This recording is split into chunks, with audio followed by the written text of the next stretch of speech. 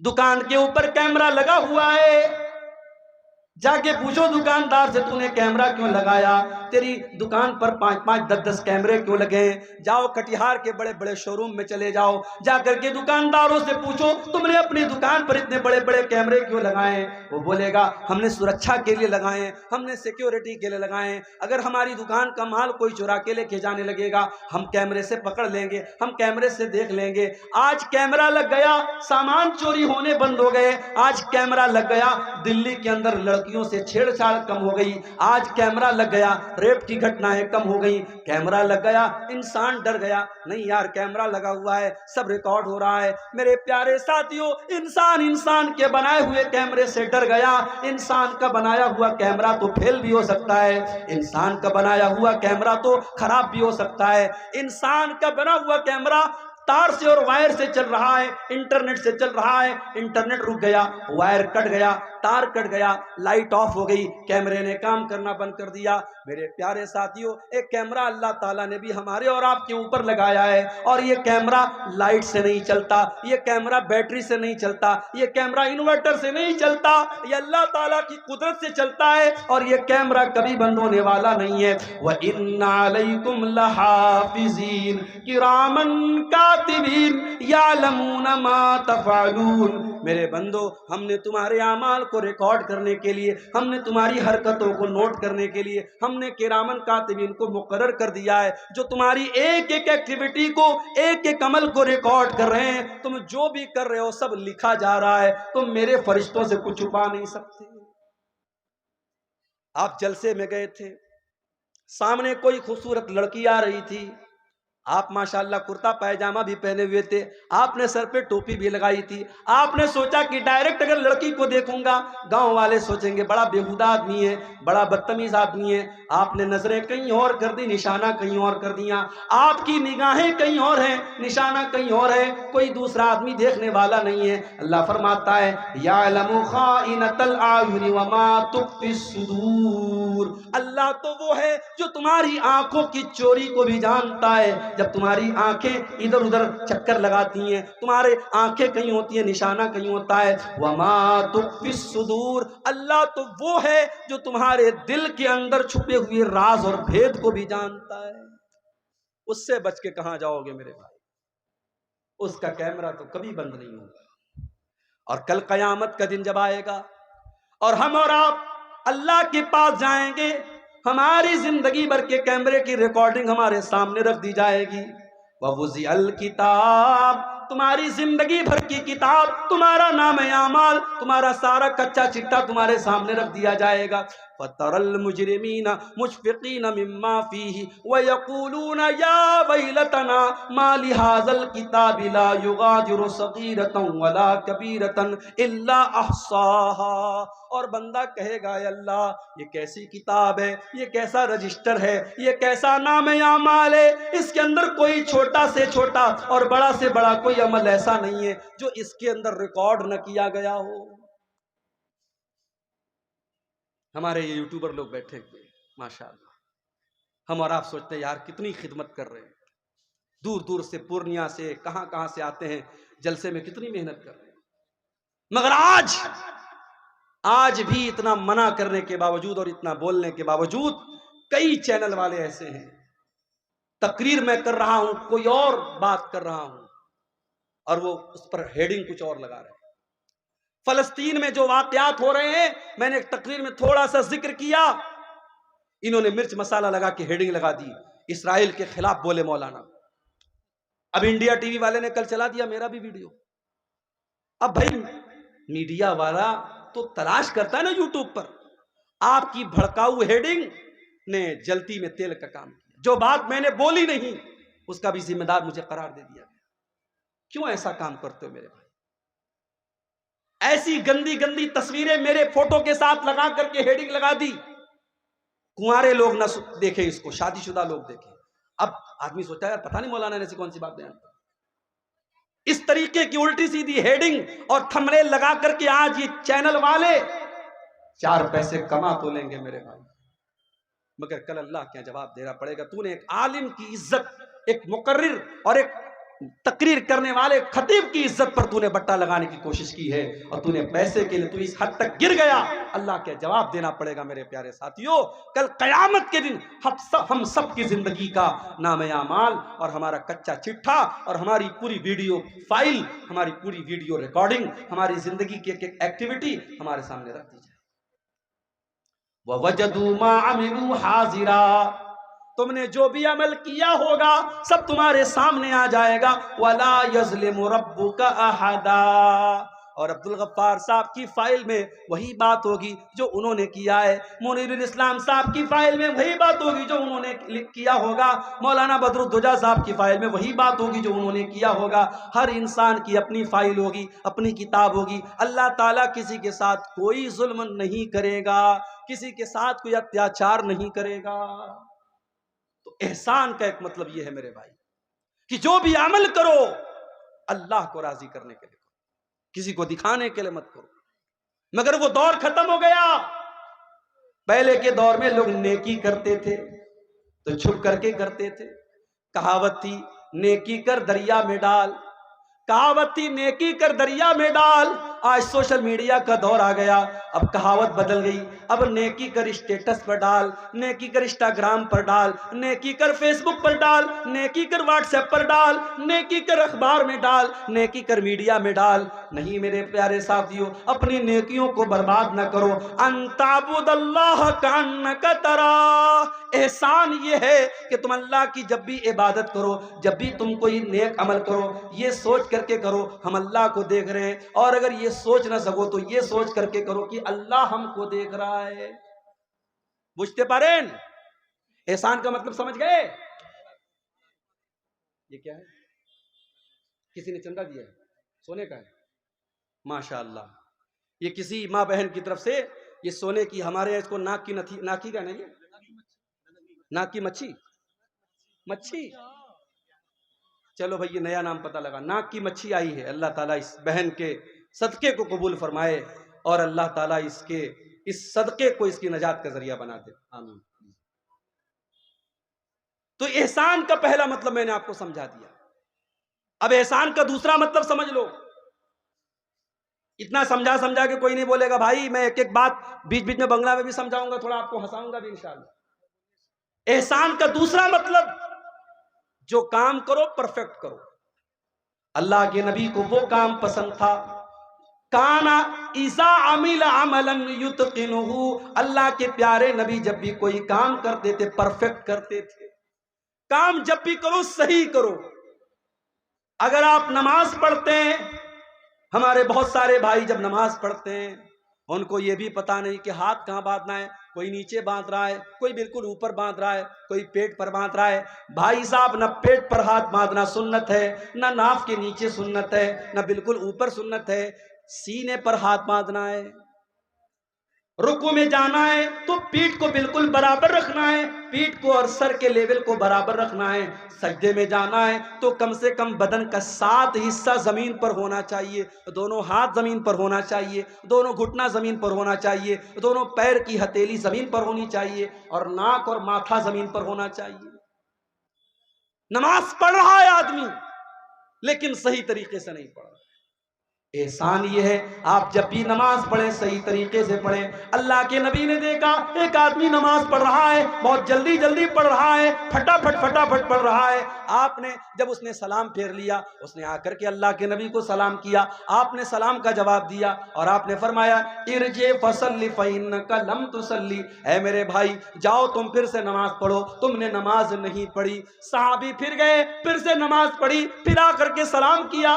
آپ نے سلام کا جواب دیا. آپ نے کہا تم جا کر کے پھر سے نماز پڑھو، تم نے نماز نہیں پڑھی. 3 بار ایسا ہو گیا. صحابی بولے اللہ کے نبی میں تو اپنی طرف سے اچھی نماز پڑھ رہا ہوں، مجھے نہیں پتا کہ اس سے اچھی کیسے پڑھی جاتی ہے. آپ نے نماز کا طریقہ بتایا.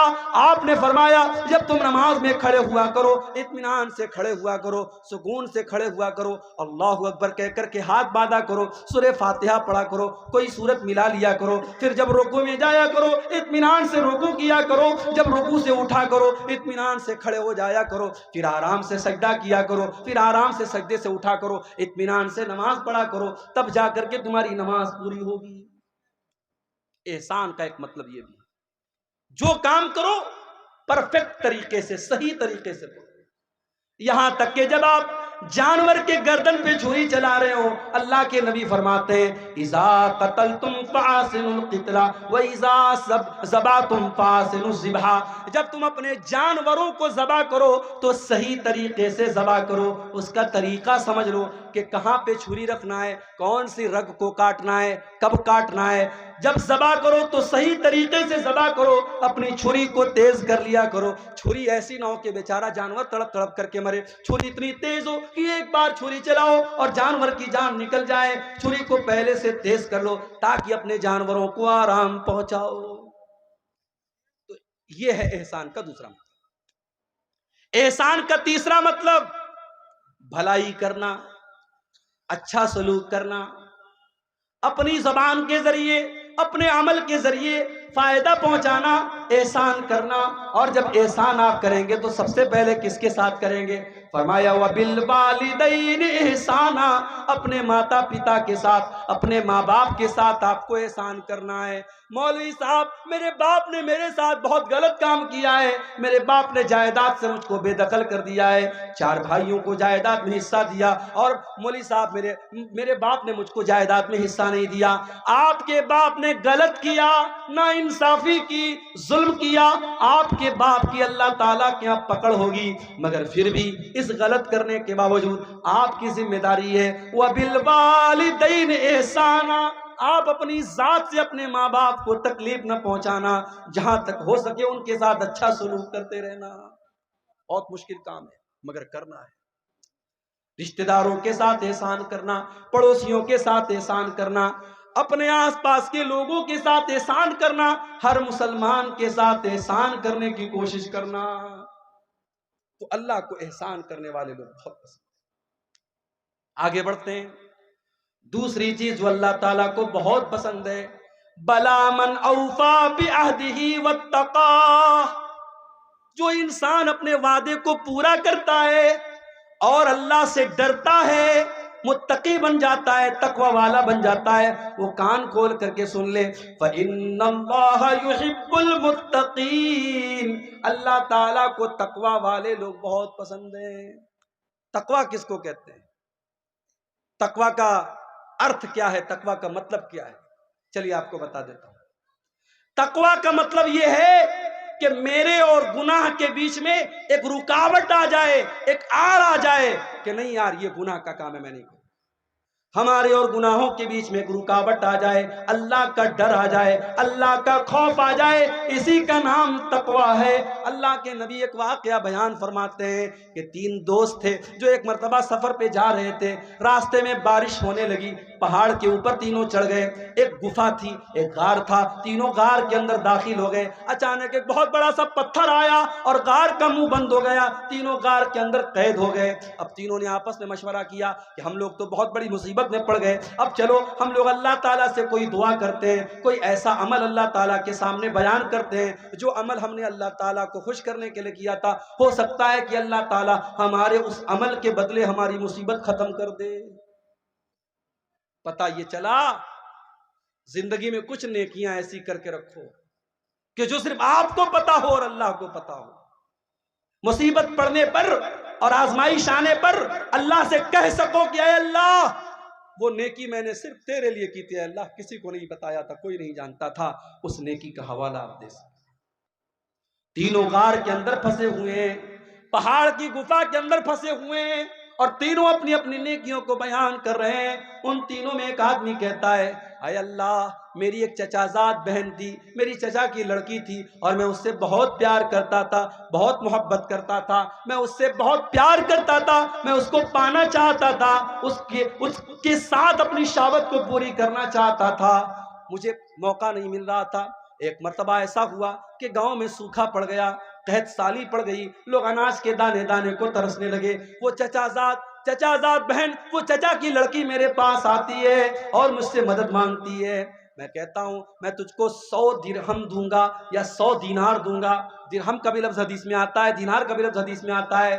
میں نے کہا میں تجھ کو 100 دینار دوں گا، شرط یہ ہے تجھے میرے ساتھ غلط کام کرنا پڑے گا، میری برسوں کی آرزو پوری کرنی پڑے گی، میری ہوس کو بجھانا پڑے گا۔ اے اللہ وہ مجبور اور بےکس لڑکی حالات سے مجبور ہو کر کے میرے ساتھ اس غلط کام کے لیے تیار ہو جاتی ہے، اور جب وہ ٹائم آتا ہے، جب وہ وقت آتا ہے جب میں اس کے ساتھ بدکاری کرنے والا تھا، غلط کام کرنے والا تھا، زناکاری کرنے والا تھا، عین موقع پر اس لڑکی کی زبان سے ایک لفظ نکلتا ہے، وہ کہتی ہے اتق اللہ، اتق اللہ، اے فلاں بن فلاں، اے میرے چچا کے بیٹے، اللہ سے ڈر، ولا تفض الخاتم الا بحقہ، جس چیز کو تجھے ادھیکار نہیں ہے استعمال کرنے کا اس چیز کو تو استعمال نہ کر، جس چیز پر تیرا حق نہیں ہے اس چیز پر تو اپنا حق استعمال نہ کر۔ اے اللہ جب تیرا نام میں نے اس لڑکی کے منہ سے سنا میں ڈر گیا، میں نے فوراً اپنا ارادہ چینج کر دیا، میں نے اس کو پیسہ بھی دے دیا، میں نے دینار بھی دے دیا، اور اپنے غلط کام سے میں نے توبہ کر لی۔ اے اللہ اگر یہ سچا عمل میں نے تیرے ڈر سے کیا ہے، اے اللہ ہماری مصیبت کو دور کر دے۔ لمبی حدیث ہے، تینوں نے دعا کی، اللہ تعالیٰ نے مصیبت کو دور کر دیا۔ میرے پیارے ساتھیوں تقویٰ اسی کا نام ہے، تقویٰ اسی کا نام ہے۔ ہماری اور اللہ کی نافرمانی کے بیچ میں اور گناہ کے بیچ میں ایک بیریئر آ جائے، ایک رکاوٹ آ جائے، ایک دیوار کھڑی ہو جائے، اسی دیوار کا نام تقویٰ ہے۔ اسی لیے بہت بڑے امام پیدا ہوئے ہیں، حضرت امام طلق بن حبیب۔ امام طلق بن حبیب کہتے ہیں تقویٰ کا مطلب اور تقویٰ کا ارتھ بتاتے ہوئے کہتے ہیں کہ تقویٰ یہ ہے کہ تم کوئی نیکی کا کام کرو اللہ تعالی کی روشنی میں کرو، اللہ کی روشنی میں تم نیکی کا کام کرو، اور اللہ کے ڈر سے، اللہ کو راضی کرنے کے لیے کرو، اور کسی گناہ سے بچو تو اللہ کے ڈر سے بچو، اور اللہ کی طرف سے روشنی میں، اللہ کی روشنی میں اس گناہ سے بچ جاؤ۔ اور حضرت ابو ہریرہ اور بعض روایات میں حضرت عمر کا نام آتا ہے کہ حضرت عمر فاروق نے حضرت ابی بن کعب سے پوچھا تھا کہ اے ابی بن کعب تقویٰ کس چیز کا نام ہے؟ حضرت ابی بن کعب بھی صحابی ہیں، حضرت عمر بھی صحابی ہیں، صحابی سے پوچھ رہے ہیں کہ تقویٰ کس چیز کا نام ہے؟ حضرت ابی بن کعب کہتے ہیں اے امیر المومنین حل مررت بطریق ذات شوکت، کیا آپ کبھی ایسے راستے سے گزرے ہیں جہاں دونوں طرف کانٹے دار جھاڑی ہو، جہاں دونوں طرف کانٹے دار راستہ ہو؟ حضرت عمر نے کہا کہ ہاں ایسے راستے سے میں گزرا ہوں۔ حضرت ابی بن کعب نے کہا ایسے راستے سے اگر آپ گزریں گے تو کیسے گزریں گے؟ حضرت عمر نے کہا اشمر عن ثوبی، اپنا کپڑا سمیٹ لوں گا، اپنے دامن کو بچا لوں گا، اور سنبھال کر کے قدم رکھوں گا تاکہ کہیں کوئی کانٹا مجھے چبھ نہ جائے۔ کہا اے امیر المومنین یہی تو تقویٰ ہے، یہی تو اللہ کا ڈر ہے۔ چاروں طرف شیطان کے بچھے ہوئے کانٹے، خواہشات کے کانٹے، اچھاؤں کے کانٹے، شیطان نے چاروں طرف کانٹے بچھا دیے، اور ان کانٹوں سے اللہ کے دین پر بچتے ہوئے چلتے چلے جانا، اسی کا نام تقویٰ ہے۔ میرے پیارے ساتھیوں دین کے اوپر چلنا آج کے دور میں آسان کام تو نہیں ہے۔ آپ دین پر چلیں گے دنیا آپ کا مذاق بھی اڑائے گی، آپ کے ماں باپ بھی آپ کے خلاف ہو جائیں گی، آپ کی بیوی بھی آپ کو تانا مارے گی، آپ کے سماج میں بھی آپ کو لوگ بہت برا بھلا کہیں گے، مگر آپ کو تقویٰ کے راستے پر چلتے چلے جانا ہے۔ جو صحیح ہے، جو اللہ کی نظر میں بہتر ہے، جو اچھا ہے، ہمیں وہی کام کرتے چلے جانا ہے۔ ارے پبلک کو خوش کرنے کے چکر میں نہ پڑو، پبلک تو کبھی آپ سے خوش نہیں ہوگی، لوگ تو کبھی آپ سے خوش نہیں ہوں گے۔ جب آپ مر جائیں گے، جب آپ کا انتقال ہو جائے گا، آپ کی قبر پہ جب لوگ مٹی دینے آئیں گے، لوگ کہیں گے یار بڑا اچھا انسان تھا، بڑا نیک انسان تھا۔ لوگ آپ کی تعریف آپ کی زندگی میں بہت مشکل سے کریں گے۔ میرے پیارے ساتھیوں لوگوں کو خوش کرنے کے چکر میں نہ پڑنا، اللہ کو خوش کرنے کے چکر میں پڑنا۔ اسی لیے ایک مرتبہ حضرت معاویہ رضی اللہ تعالیٰ عنہ نے حضرت عائشہ کو خط لکھا اور کہا کہ اے اماں عائشہ مجھے کوئی مختصر سی نصیحت کر دیجئے جو میرے کام آئے۔ تو حضرت عائشہ نے اللہ کے پیارے نبی کی حدیث لکھ کر کے بھیج دی۔ کہا اے امیر معاویہ میں نے اللہ کے پیارے نبی کو یہ فرماتے ہوئے سنا ہے من التمس رضا اللہ فی سخط الناس، جو انسان اللہ تعالیٰ کو راضی کرتا ہے، لوگوں کو ناراض کر کے اللہ کو راضی کر لیتا ہے، اللہ کو خوش کر لیتا ہے، ایسے انسان کے لیے اللہ تعالیٰ کافی ہو جاتا ہے، اللہ اس کی مدد کرتا ہے۔ وَمَنِ الْتَمَسَ سَخَطَ اللَّهِ بِرِضَى النَّاسِ، اور جو اللہ کو ناراض کر کے لوگوں کو خوش کرنے کے چکر میں پڑ جاتا ہے، اللہ ایسے بندے سے روٹھ جاتا ہے اور اللہ اس کو لوگوں کے حوالے کر دیتا ہے۔ تو تقویٰ یہ ہے میرے پیارے صاحب، لوگوں کی پرواہ مت کرو، اللہ کی پرواہ کرو۔ اللہ کا ڈر ہمارے دل میں پیدا ہو جائے، اسی کا نام تقویٰ ہے، اور اللہ کو متقی لوگ بہت پسند ہے۔ اور آگے بڑھیے، اللہ تعالیٰ کو ایسے لوگ بھی بہت پسند ہیں جو توبہ کر لیتے ہیں، جو گناہ کرنے کے بعد، غلطی کرنے کے بعد ان کے دل میں یہ احساس پیدا ہوتا ہے کہ میں نے غلط کام کیا ہے۔ آپ گاڑی چلا رہے ہیں، لابھا اسٹیشن آپ کو جانا ہے، غلطی سے آپ نے مالدہ والا شمسی والا راستہ پکڑ لیا، راستے میں احساس ہوا کہ یار میں نے غلط ٹریک پکڑ لیا، آپ نے گاڑی کو گھما دیا، یو ٹرن لے لیا۔ عربی میں یو ٹرن لینے کو توبہ کہا جاتا ہے۔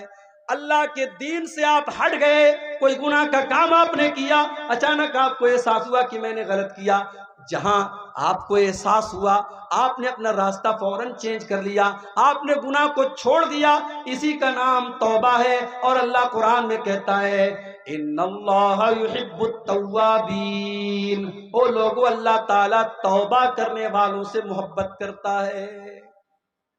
ایک بات بولوں، ہم انسان ہیں، ہم فرشتے نہیں ہیں۔ کوئی جتنا بھی نیک انسان اور متقی انسان ہے، اگر وہ یہ کہتا ہے کہ میں نے کبھی گناہ نہیں کیا، جھوٹ بول رہا ہے۔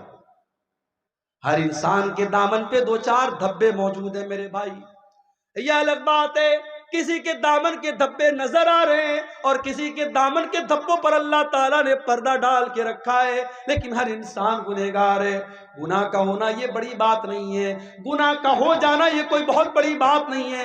گناہ کے ہونے کے بعد دل میں اگر یہ فیلنگ آ رہی ہے، یہ احساس ہو رہا ہے کہ ہم نے غلط کام کیا ہے، اور آدمی توبہ کر لیتا ہے، تو ایسے لوگوں اللہ تعالیٰ کیا کامیاب ہو جائیں گے۔ اللہ نے فرمایا والذین اذا فعلوا فاحشة او ظلموا انفسهم ذکروا اللہ، میرے نیک بندے وہ ہیں، میرے جنتی بندے وہ ہیں، جب ان سے کوئی غلط کام ہو جاتا ہے، کوئی گناہ کا کام ہو جاتا ہے، جب وہ اپنی جان کے اوپر ظلم کر لیتے ہیں، ذکروا اللہ، وہ اللہ تعالیٰ کو یاد کرتے ہیں، فاستغفروا لذنوبہم، اور اپنے گناہ کی معافی مانگتے ہیں، اللہ سے اپنے گناہ سے توبہ کرتے ہیں، استغفار کرتے ہیں۔ وَمَن يَغْفِرُ الذُّنُوبَ إِلَّا اللَّهُ، اور اگر اللہ تعالیٰ معاف نہیں کرے گا تو کون کرے گا؟ اگر اللہ نہیں کرے گا تو کون کرے گا؟ وَلَمْ يُصِرُّوا عَلَىٰ مَا فَعَلُوا وَهُمْ يَعْلَمُونَ، اور اللہ کے نیک بندے گناہ کے اوپر جمے نہیں رہتے، گناہ کے اوپر ڈٹے نہیں رہتے۔ گناہ کے اوپر کبھی ڈٹنے کی کوشش مت کرو، کبھی گناہ پر ڈٹائی مت کرو میرے پیارے ساتھیوں۔ اگر گناہ ہو گیا، غلطی ہو گئی، اللہ کی نافرمانی ہو گئی، تو ابلیس والا طریقہ مت اپناؤ۔ ابلیس کا طریقہ کیا تھا؟ ابلیس نے غلط کام بھی کیا، اور جب اللہ تعالیٰ نے کہا کہ تو نے سجدہ کیوں نہیں کیا آدم کو، تو ابلیس نے ڈھٹائی سے کام لیا۔ ابلیس نے کہا میں کیوں سجدہ کروں، میں بہتر ہوں آدم سے، تو نے آدم کو مٹی سے بنایا، مجھے آگ سے بنایا، میں کیوں سجدہ کروں آدم کو۔ ابلیس نے گناہ بھی کیا، اور گناہ کرنے کے بعد اپنے گناہ کی دلیل بھی دینے لگا، اور گناہ کے اوپر ڈٹ گیا۔ ابلیس کا طریقہ مت اپنائیے، آدم کا طریقہ اپنائیے۔ آدم علیہ السلام سے غلطی ہو گئی، ان کو احساس ہوا کہ میں نے بہت بڑا گناہ کر دیا، انہوں نے اللہ کی بارگاہ میں توبہ کی، ہمارے باپ آدم نے بھی کی اور ہماری ماں حوا نے بھی کی۔ ربنا ظلمنا انفسنا وان لم تغفر لنا وترحمنا لنکونن من الخاسرین، اے ہمارے پروردگار، ہم نے اپنی جان کے اوپر بہت ظلم کر لیا، بہت غلطی کر لی، اے اللہ اگر تو نے نہیں بخشا اور تو نے رحم نہیں کیا تو ہم خسارہ اٹھانے والوں میں سے ہو جائیں گے۔ تو توبہ کرنے والے اللہ تعالیٰ کو بہت پسند۔ اور آگے بڑھیے، اللہ تعالیٰ کو پاک صاف لوگ بھی بہت پسند ہیں۔ پاک صاف، پاک صاف بجھتے پارے، سمجھ رہے پاک صاف کس کو کہتے ہیں؟ جو ہر اعتبار سے پاک رہتا ہو، شریر بھی پاک، آتما بھی پاک، ظاہر بھی پاک اور باطن بھی پاک، جسم بھی پاک اور روح بھی پاک۔ اللہ کو پاک لوگ بہت پسند ہیں۔ عورتوں کو جو پیریڈ آتا ہے، صحابہ نے اللہ کے نبی سے پوچھا کہ اللہ کے نبی جب عورتیں پیریڈ میں ہوں تو کیا ہم ان کے ساتھ کھانا کھا سکتے ہیں کہ نہیں، ان کے ساتھ اٹھ بیٹھ سکتے ہیں کہ نہیں، ان کے شریر کو ٹچ کر سکتے ہیں کہ نہیں؟ اللہ نے قرآن کی آیت نازل کر دی، وَيَسْأَلُونَكَ عَنِ الْمَحِيضِ، اے نبی لوگ آپ سے سوال کرتے ہیں عورتوں کے پیریڈ کے بارے میں، قل هو اذی، آپ بتا دیجئے کہ وہ عورتوں کے لیے تکلیف کا ٹائم ہوتا ہے، وہ عورتوں کے لیے تکلیف کا ٹائم ہوتا ہے۔ فاعتزلوا النساء فی المحیض، جب پیریڈ کا ٹائم آ جائے تو عورتوں سے دور رہنا۔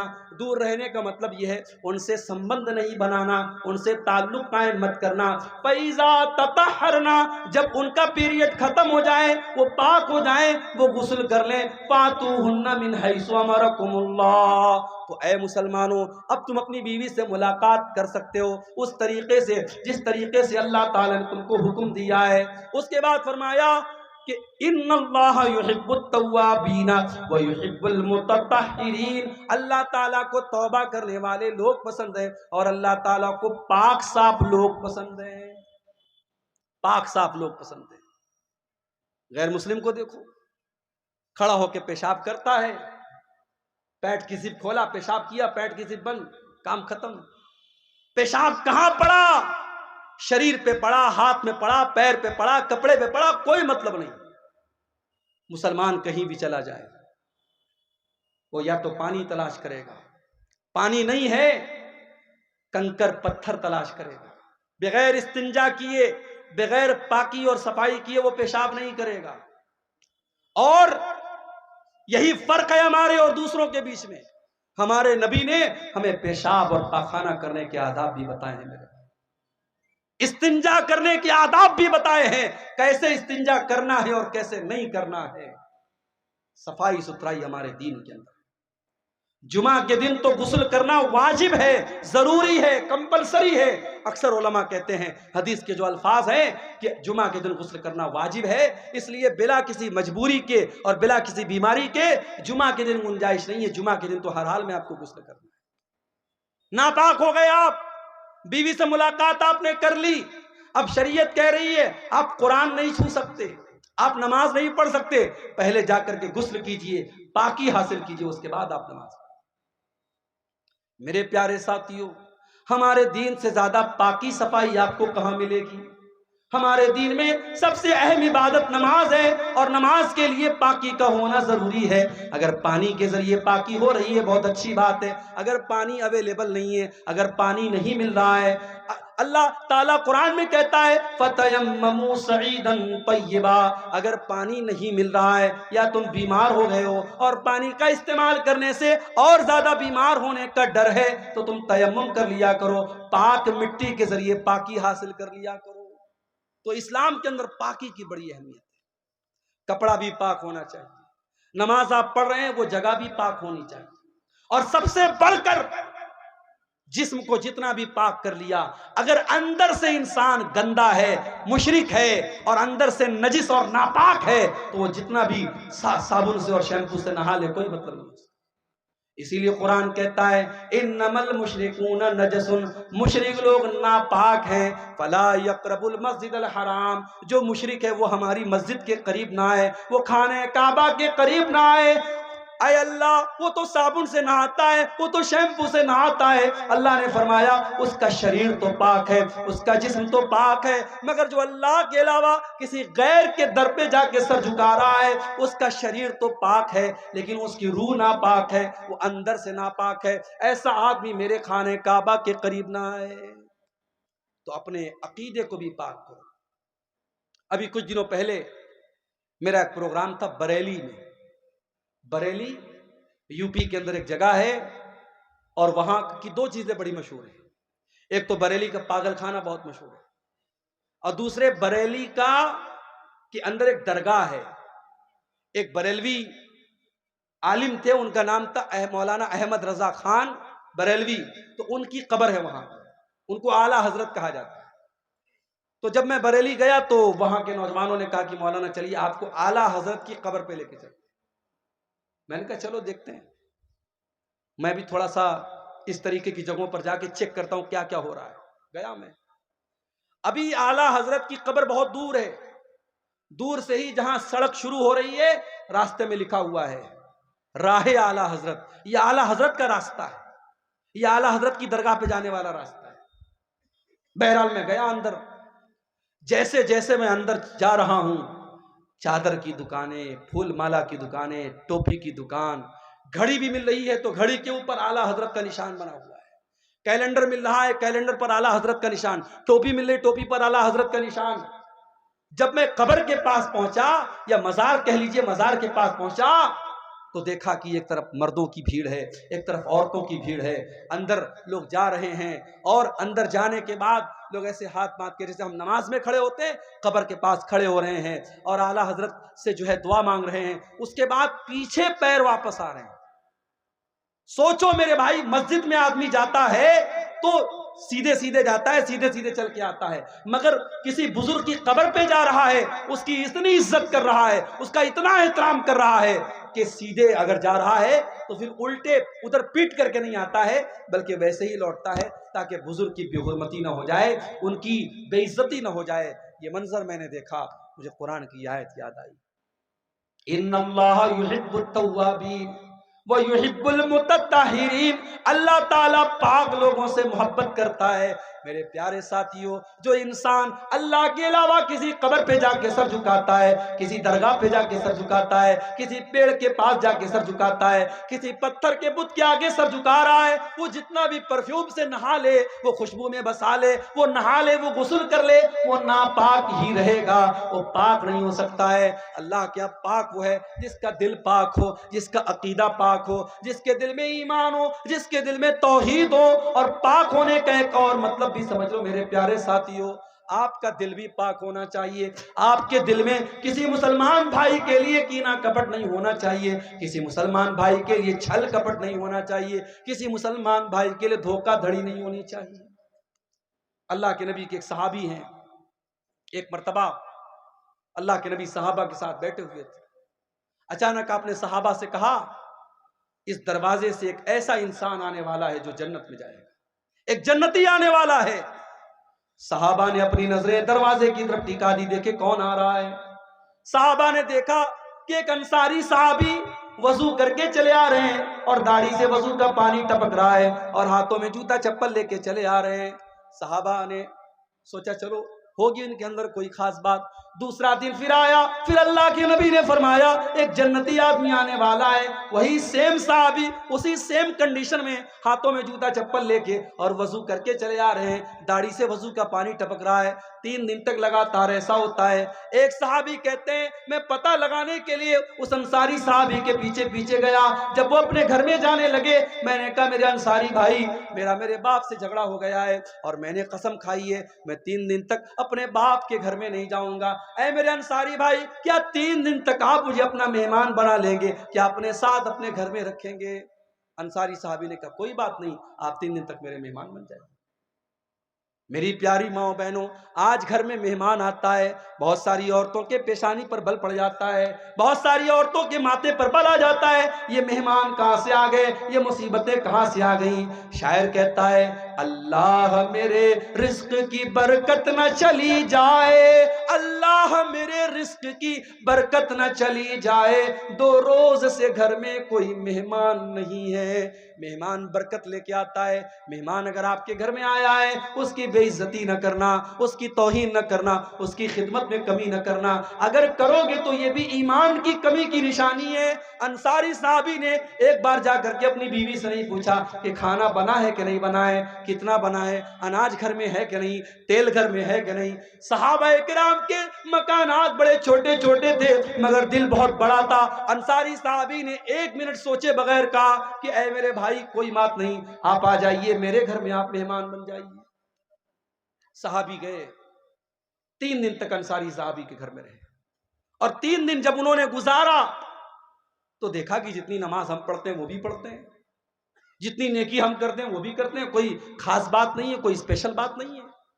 जब 3 दिन गुजर गया, उन्होंने कहा कि मेरे अंसारी भाई देखिए, मेरा मकसद ये जानना था कि आपके अंदर ऐसी कौन सी स्पेशल चीज है कि अल्लाह के नबी ने आपको लगातार 3 दिन तक जन्नती कहा है। मैंने 3 दिन तक आपके घर में रह करके देखा, आपके अंदर कोई स्पेशल चीज तो मुझे नजर ना आई। अब आप बता दीजिए कौन सी खास बात आपके अंदर है। अंसारी साहबी ने कहा देखो मेरे भाई, मेरे अंदर ऐसी कोई खास बात नहीं है, جو ہے وہ تم نے دیکھ لیا، لیکن ایک چیز میرے اندر ہے، لا اجد فی قلبی غشا لأحد من المسلمین، میں اپنے دل میں کسی مسلمان کے ساتھ فراڈ نہیں رکھتا، اپنے دل میں کسی مسلمان کے لیے کینہ نہیں رکھتا، کسی مسلمان کے لیے چھل کپٹ نہیں رکھتا، ولا احسد احدا علی نعمت، اور اگر میرے کسی مسلمان بھائی کو اللہ تعالیٰ نے کسی نعمت سے نوازا ہے، پیسہ دے دیا، دولت دے دیا، عزت دے دیا، شہرت دے دیا، میں کسی مسلمان سے حسد نہیں کرتا۔ آج سماج کو دیکھ لو، بھائی بھائی سے حسد کر رہا ہے، بھائی بھائی سے حسد کر رہا ہے، پڑوسی پڑوسی سے حسد کر رہا ہے، ساڑو ساڑو سے حسد کر رہا ہے، رشتہ دار سے حسد کر رہا ہے۔ میرے پیارے ساتھیو، اللہ تعالیٰ کو پاک صاف لوگ پسند ہیں۔ اگر آپ چاہتے ہیں اللہ سے محبت کرے، اپنے دل کو چھل کپٹ سے پاک کر لو، اپنے دل کو حسد سے پاک کر لو۔ اور آگے بڑھیے، اللہ کو ایک اور چیز بہت پسند ہے، اور وہ چیز کیا ہے؟ وہ چیز ہے توکل کرنا، اللہ کے اوپر وشواس کرنا، اللہ کے اوپر بھروسہ کرنا۔ اللہ نے فرمایا فَإِذَا عَزَمْتَ فَتَوَكَّلْ عَلَى اللَّهِ إِنَّ اللَّهَ يُحِبُّ الْمُتَوَكِّلِينَ۔ اے نبی، جب آپ کسی کام کا فیصلہ کیجئے تو اللہ کے اوپر بھروسہ کر لیجئے۔ اللہ تعالیٰ کو ایسے لوگ پسند ہیں جو اللہ کے اوپر بھروسہ کرتے ہیں۔ آپ لوگ کرتے ہیں کہ نہیں بھروسہ اللہ تعالیٰ کو؟ بولیں بھائی، کرتے ہیں آپ؟ چلیے ایک حدیث سناتا ہوں آپ کو، پتہ لگ جائے گا کتنا کرتے ہیں آپ۔ بخاری شریف کی روایت ہے، اللہ کے نبی کہتے ہیں کہ مجھے دکھایا گیا میری امت کا منظر، میں نے آسمان میں دیکھا، بہت بڑی بھیڑ مجھے نظر آئی، میں نے سمجھا یہ میری امت کے لوگ ہیں، مجھے بتایا گیا کہ یہ موسیٰ علیہ السلام کی قوم کے لوگ ہیں۔ پھر اس کے بعد میں نے اور دیکھا آسمان کے اوپر، چاروں طرف مجھے آدمی ہی آدمی نظر آ رہے ہیں، انسان ہی انسان نظر آ رہے ہیں۔ میں نے پوچھا یہ کون لوگ ہیں؟ جواب ملا یہ آپ کی امت کے لوگ، یہ آپ کی امت کے لوگ ہیں، یہ مسلمان لوگ ہیں۔ اور یہ جتنی بھیڑ آپ کو نظر آ رہی ہے، اس میں 70,000 ایسے لوگ ہیں جو بغیر حساب کے اور بغیر عذاب کے جنت میں جائیں گے، ان سے کوئی حساب نہیں لیا جائے گا، ان کو 1 منٹ کے لیے عذاب بھی نہیں دیا جائے گا، ان کو ڈائریکٹ جنت میں ڈالا جائے گا۔ اتنا بیان کیا، اللہ کے نبی نے چلے گئے۔ اب صحابہ کرام آپس میں چرچا کرنے لگے، ڈیبیٹ کرنے لگے، بحث کرنے لگے، گفتگو کرنے لگے کہ وہ 70,000 کون لوگ ہوں گے جو بغیر حساب کے اور بغیر عذاب کے ڈائریکٹ جنت میں جائیں گے۔ کچھ صحابہ نے کہا یہ وہ لوگ ہوں گے جو ایمان کی حالت میں پیدا ہوئے، جنہوں نے زندگی میں کبھی شرک نہیں کیا۔ صحابہ نے سوچا ہم لوگ تو پہلے شرک کرتے تھے، پہلے گناہ کا کام کرتے تھے، ہم تو نہیں ہو سکتے، ہماری آنے والی نسلیں ہو سکتی ہیں، ہماری اولاد ہو سکتی ہے۔ کچھ صحابہ نے کہا کہ نہیں نہیں، یہ وہ لوگ ہیں جو اللہ کے نبی کے صحابی ہیں، جو اللہ کے نبی کے ساتھی ہیں، جنہوں نے نبی کا ساتھ دیا ہے۔ صحابہ کرام اپنے اپنے وچار کو پیش کرنے لگے۔ اتنے میں اللہ کے نبی واپس نکلے۔ آپ نے پوچھا کیا بات ہے، کس بات پر اتنی بحث ہو رہی ہے، آپ لوگوں کی چرچا کا وشے کیا ہے؟ صحابہ نے کہا اللہ کے نبی ابھی آپ نے بیان کیا 70,000 مسلمان جنت میں ڈائریکٹ جائیں گے بغیر حساب کے، بغیر عذاب کے۔ اے اللہ کے نبی ہم جاننا چاہتے ہیں وہ کون لوگ ہیں؟ آپ نے فرمایا 70,000 بغیر حساب کے جنت میں جانے والوں کے اندر 4 کوالٹی ہوگی، 4 چیزیں ہوں گی۔ هم الذین لا یسترقون ولا یکتبون ولا یتطیرون وعلی ربہم یتوکلون۔ ان کے اندر 4 چیزیں ہوں گی۔ پہلی چیز، وہ جھاڑ پھونک نہیں کرواتے ہیں۔ جھاڑ پھونک، دعا پڑھ کر کے جھاڑ پھونک کرنا، دعا پڑھ کے کسی کو پھونکنا، دم کرنا، اس کو جھاڑ پھونک بولتے ہیں۔ اب جھاڑ پھونک 2 طرح کا ہوتا ہے، ایک صحیح ایک غلط۔ صحیح کیا ہے؟ قرآن کی آیتوں کو پڑھ کے دم کرنا، نبی کی سکھائی گئی دعاؤں کو پڑھ کے دم کرنا، یہ صحیح ہے۔ غلط کیا ہے؟ کچھ عطا پتہ نہیں الٹی سیدھی چیزیں پڑھ کے دم کرنا، کوئی انتر منتر جنتر تنتر منتر پڑھ کے دم کرنا، یہ غلط ہے۔ اور آج بہت سارے ڈھونگی لوگ ہیں مارکیٹ کے اندر، بچے کو نظر لگ گئی، ہمارے گاؤں کی عورتیں جاتی ہیں، پتا ہے اس انسان کے پاس کوئی نالج نہیں ہے، کوئی علم نہیں ہے، ڈھونگی ایک نمبر کا ہے، ناٹک باز ایک نمبر کا ہے، بچے کو لے کے جاتی ہے اور کر کے وہ دم کر دیتا ہے، اور یہ سمجھتی ہے صاحب میرا بچہ ٹھیک ہو گیا، اور اس بابا کی عقیدت ان کے دل میں اتر جاتی ہے۔ یاد رکھو میرے بھائی، دم کرنا اور جھاڑ پھونک کرنا اگر قرآن سے ہو رہا ہے اور نبی کی دعاؤں سے ہو رہا ہے تب تو جائز ہے، اور اگر حرام چیزوں سے ہو رہا ہے تو ناجائز ہے۔ اور جو 70,000 لوگ بغیر حساب کے جنت میں جائیں گے ان کی پہچان یہ ہوگی کہ وہ جھاڑ پھونک کرواتے ہی نہیں ہوں گے۔ کیا مطلب یہ کہ وہ خود سیکھتے ہوں گے۔ ایک ہوتا ہے کہ آپ ڈاکٹر کے پاس جا کے علاج کرواتے ہیں، اور ایک یہ ہوتا ہے کہ آپ خود علاج کرنا سیکھ لیتے ہیں۔ آپ نبی کی دعاؤں کو سیکھ لیجئے، آپ قرآن کی آیتوں کو سیکھ لیجئے۔ بچے کو نظر لگ جائے، بچہ بیمار ہو جائے، بڑا سمپل طریقہ آپ کو بتا رہا ہوں، کچھ نہیں کرنا ہے، سورہ فاتحہ پڑھ کے دم کر دو، 7 بار سورہ فاتحہ پڑھ لو۔ علامہ ابن تیمیہ نے لکھا ہے، علامہ ابن قیم نے لکھا ہے کہ سورہ فاتحہ کے اندر بہت ساری بیماریوں سے شفا ہے۔ 7 مرتبہ سورہ فاتحہ آپ نے پڑھ دیا، اور سورہ فلق اور سورہ ناس، قل اعوذ برب الفلق اور قل اعوذ برب الناس، یہ پڑھ کے آپ دم کر دیجیے۔ اسی طریقے سے اللہ کے نبی نے ایک دعا سکھائی، اعیذک بکلمات اللہ التامہ من کل شیطان وہامہ ومن کل عین لامہ۔ اے میرے بچے، میں تجھ کو اللہ کی پناہ میں دے رہا ہوں ہر شیطان سے، ہر مصیبت سے اور ہر بری نظر سے۔ یہ دعا پڑھ کے دم کر دو، بچے کو کوئی نظر نہیں لگے گی، نظر لگی ہوگی تو بچہ ٹھیک ہو جائے۔ اب آج کے دور میں چونکہ فاسٹ فوڈ کا زمانہ ہے، ہر انسان کو ریڈی میڈ چیزیں چاہیے، تو ہم کیا کرتے ہیں؟ ہم دعاؤں کو سیکھتے نہیں ہیں، ہم مولوی صاحب سے جا کے دم کرواتے ہیں۔ اللہ کے نبی نے فرمایا اگر بغیر حساب کے جنت میں جانا ہے تو جھاڑ پھونک کروانا مت سیکھو، کرنا سیکھو۔ بچہ بیمار ہے، بیوی بیمار ہے، بیٹی بیمار ہے، خود پڑھ کے دم کر لو، دوسرے سے کرانے کی نوبت نہ آئے۔ یہ پہلی پہچان ہے۔ اور دوسری پہچان، ولا یکتمون، اور اپنے بدن کو دغواتے نہیں ہیں۔ پہلے کے دور میں علاج کا ایک طریقہ تھا کہ جہاں زخم ہوتا تھا وہاں پہ آگ سے اس کو داغ دیتے تھے، آگ کے ذریعے اس کو داغ کر کے علاج کرتے تھے۔ جائز ہے مگر بہتر نہیں ہے۔ اللہ کے نبی نے کہا 70,000 جو بغیر حساب کے جنت میں جائیں گے وہ اپنے بدن کو دغواتے نہیں ہیں۔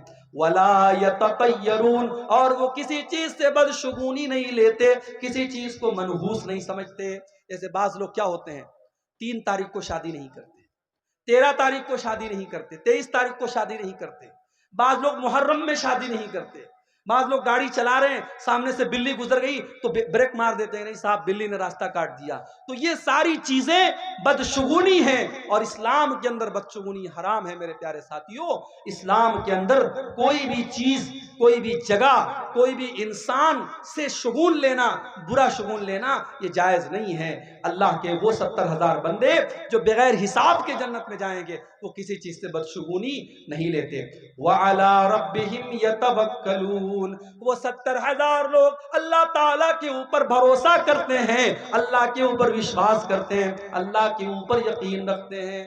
تو یہ 4 چیزیں اگر ہم اپنے اندر پیدا کر لیں تو ہم ان خوش نصیب لوگوں میں شامل ہو سکتے ہیں جن کو بغیر حساب کے اللہ تعالیٰ جنت میں داخل کرے گا۔ تو اللہ کو توکل کرنے والے، اللہ کے اوپر بھروسہ کرنے والے لوگ بہت پسند ہے۔ اور یہاں ایک بات میں اور بتاتا ہوں، آپ بیمار ہو گئے، اب آپ کے پاس 2 راستہ ہے۔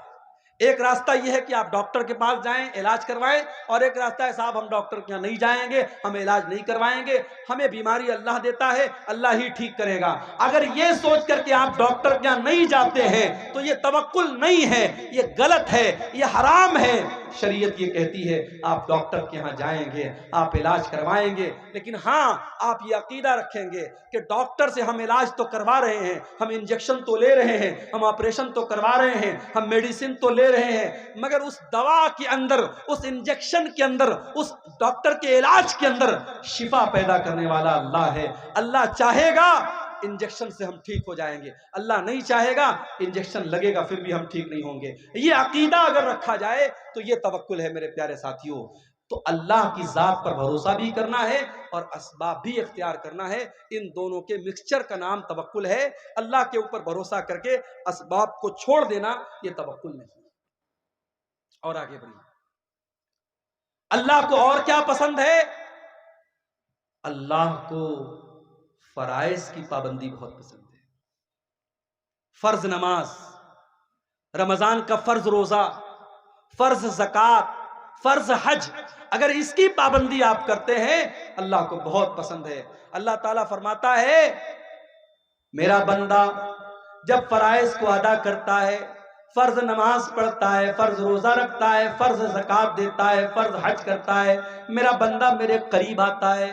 اس کے بعد جب میرا بندہ نوافل کا اہتمام کرنے لگتا ہے، نفل روزہ رکھنے لگتا ہے، نفل نمازیں پڑھنے لگتا ہے، نفل عبادتیں کرنے لگتا ہے، میرا بندہ میرے اور زیادہ قریب آنے لگتا ہے، یہاں تک کہ میں اپنے بندے سے محبت کرنے لگتا ہوں، اور جب میں اپنے بندے سے محبت کرنے لگتا ہوں میں اپنے بندے کا کان بن جاتا ہوں جس سے وہ سنتا ہے، میں اپنے بندے کی آنکھیں بن جاتا ہوں جس سے وہ دیکھتا ہے، اور میں اپنے بندے کا ہاتھ بن جاتا ہوں جس سے وہ پکڑتا ہے، اور میں اپنے بندے کا پیر بن جاتا ہوں جس سے وہ چلتا ہے۔ کیا مطلب؟ آنکھ بن جاتا ہوں، کان بن جاتا ہوں۔ اس کا مطلب یہ ہوا کہ جب آپ فرائض کی پابندی کریں گے، نوافل کی پابندی کریں گے، اللہ آپ کے کانوں کی حفاظت کرے گا، اللہ آپ کی آنکھوں کی حفاظت کرے گا، اللہ آپ کے ہاتھوں کی حفاظت کرے گا، اللہ آپ کے پیروں کی حفاظت کرے گا۔ آپ کان سے کوئی غلط بات نہیں سنیں گے، آپ آنکھوں سے کوئی غلط بات نہیں دیکھیں گے، آپ ہاتھوں سے کسی غلط بات کو ٹچ نہیں کریں گے، آپ پیروں سے کسی غلط چیز کی طرف چل کے نہیں جائیں گے۔ جب اللہ محبت کرتا ہے اللہ آپ کی حفاظت کرتا ہے، آپ کے باڈی اور آپ کے شریر کی اللہ تعالی حفاظت کرتا ہے اور گناہوں سے آپ کو بچاتا ہے۔ ایک اور چیز ہے جو اللہ کو بہت پسند ہے، اللہ کے نبی کے پاس ایک صحابی آتے ہیں، اے اللہ کے نبی آپ سے ایک سوال پوچھنا چاہتا ہوں، مجھے کوئی ایسا عمل بتا دیجئے جو اگر میں وہ عمل کر لوں تو میں جنت میں چلا جاؤں۔ او لوگو، تم بھی اپنے مولویوں سے مسئلہ پوچھتے ہو، الٹی سیدھی چیزیں پوچھتے ہو، الٹے سیدھے سوالات پوچھتے ہو۔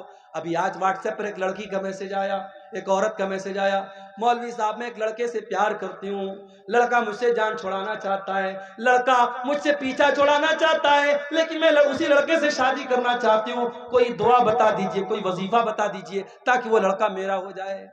میں نے کہا یا اللہ یہ مصیبت ہے، میں نے فوراً اس کو بلاک مارا۔ یہ آج کے دور میں ہو رہا ہے، لوگ میرے پاس سوال کرتے ہیں شیخ صاحب میں ایک لڑکی سے بہت محبت کرتا ہوں، اس کا باپ تیار نہیں ہو رہا ہے، تو شیخ صاحب کوئی دوا بتا دیجئے کہ باپ راضی ہو جائے۔ بھائی سیدھی سی بات ہے، اگر آپ کو کوئی رشتہ پسند ہے، کسی لڑکی کے بارے میں آپ نے سنا وہ لڑکی نیک ہے، اچھی ہے، دیندار ہے، خوبصورت ہے، رشتے کا پیغام بھیجو۔ لڑکی کے ماں باپ تیار ہے، اچھی بات ہے، تیار نہیں تو کام ختم۔ حرام طریقہ اسلام میں نہیں ہے، ناجائز راستہ اسلام میں نہیں ہے، اسلام کا یہ کانسیپٹ نہیں ہے کہ آپ پہلے چکر چلائیں اور اس کے بعد شادی کریں۔ تو آج کل مولویوں سے سوالات عجیب و غریب کرتے ہیں، بعض لوگ تو اتنے فالتو سوالات کرتے ہیں کہ سیدھے ان کو بلاک کرنے کا من کرتا ہے۔ صحابہ اللہ کے نبی کے پاس آتے تھے، سوال کیسے کرتے تھے؟ اخبرنی عن عمل یدخلنی الجنہ، اے اللہ کے نبی مجھے ایسا عمل بتا دیجئے اگر وہ عمل میں کروں تو میں جنت میں چلا جاؤں۔ آپ نے فرمایا دو کام کر لو، ازہد فی الدنیا یحبک اللہ، دنیا سے اپنی دلچسپی ختم کر دو، دنیا سے اپنا انٹرسٹ ختم کر دو، اللہ تم سے محبت کرنے لگے گا۔ دنیا کے چکر میں نہ پڑو، دنیا میں رہو، دنیا کماؤ، مگر دنیا سے دل مت لگاؤ۔ جگہ جی لگانے کی دنیا نہیں ہے، یہ عبرت کی جا ہے، تماشا نہیں ہے۔ دنیا سے دل مت لگاؤ میرے بھائی، یہ بے وفا ہے یہ دنیا۔ جائیداد بنانے والے زمین کے نیچے دفن ہیں، بینک بیلنس اکٹھا کرنے والے زمین کے نیچے دفن ہیں، اپنی طاقت کا غلط استعمال کرنے والے زمین کے نیچے دفن ہیں۔ دنیا سے اپنا انٹرسٹ ختم کر دو، جیسے ہمارے نبی نے ختم کیا۔ ہمارے نبی کیسے رہتے تھے دنیا میں؟ ہمارے نبی صلی اللہ علیہ وسلم دنیا میں کیسے رہتے تھے؟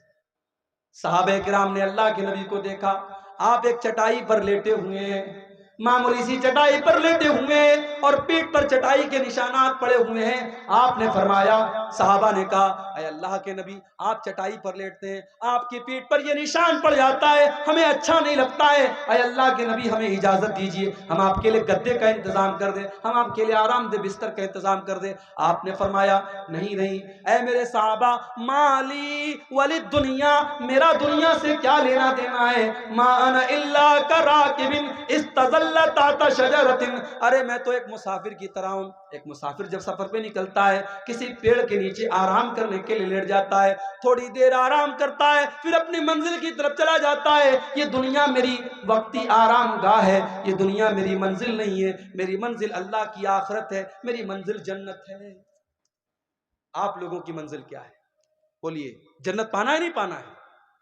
ये इतना बड़ा प्रोग्राम हुआ, ये आपको जन्नत में लेके जाने के लिए इंतजाम किया गया। यहाँ पे आपने जो दान खैरात चंदा दिया है, वो इंशाअल्लाह वो आपके गुनाहों का कफ्फारा और आपको जन्नत में लेके जाने का जरिया बनेगा।